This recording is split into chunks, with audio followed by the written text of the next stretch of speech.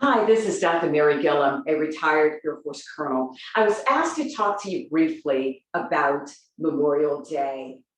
Memorial Day, originally called Decoration Day, arose out of the ashes of the American Civil War, when citizens began placing flowers on the graves of those who had been killed in battle. Between 1861 and 1865, more than 622,000 Americans from the North and the South had died.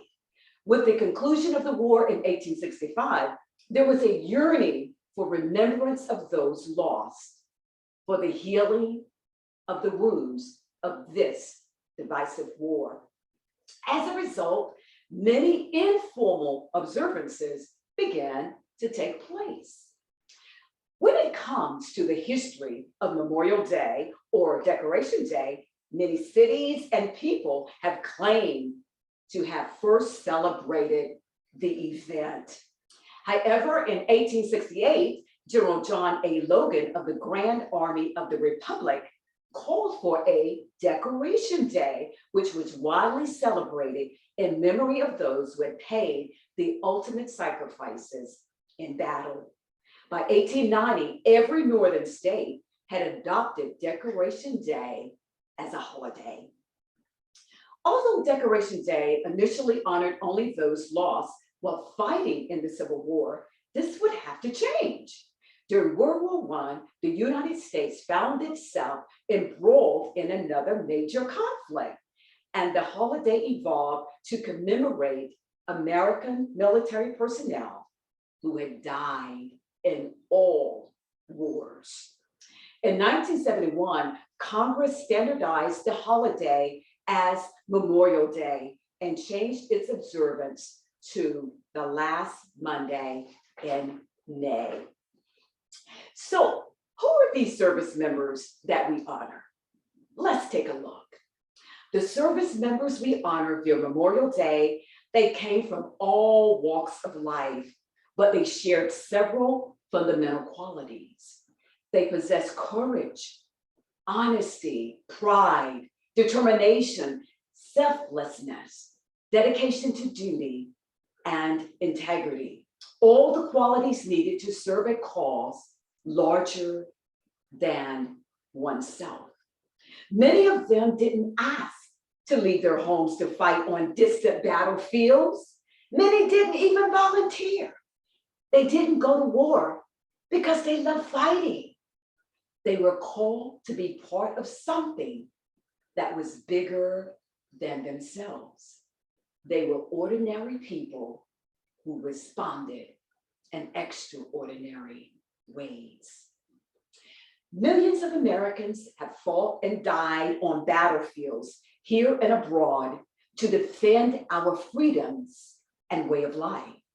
Today, our troops, they continue to make the ultimate sacrifices. And even as we lose troops, more Americans step forward to say, I'm ready to serve.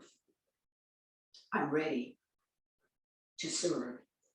They follow in the footsteps of generations of Americans who paid the ultimate sacrifice.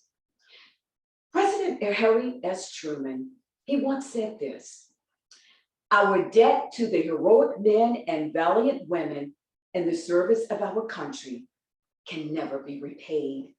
They have earned our undying gratitude.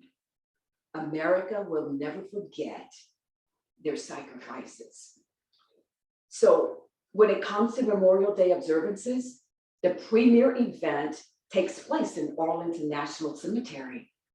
Here, the president lays a wreath at the tomb of the unknown soldier, followed by an address in the amphitheater. As grateful Americans, we have awarded medals to many soldiers, sailors, airmen, Marines, and Coast Guardsmen.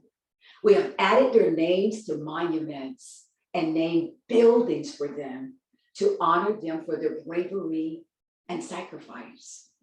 But nothing can never replace the hole left behind by a fallen service member. The lives of their families and comrades are changed forever. One writer once said, all gave some, but then there are those who gave their all. May we never forget that freedom isn't free. It isn't free. The Bible reminds us in John 15 and 13, greater love hath no man than this, that a man would lay down his life for his friends.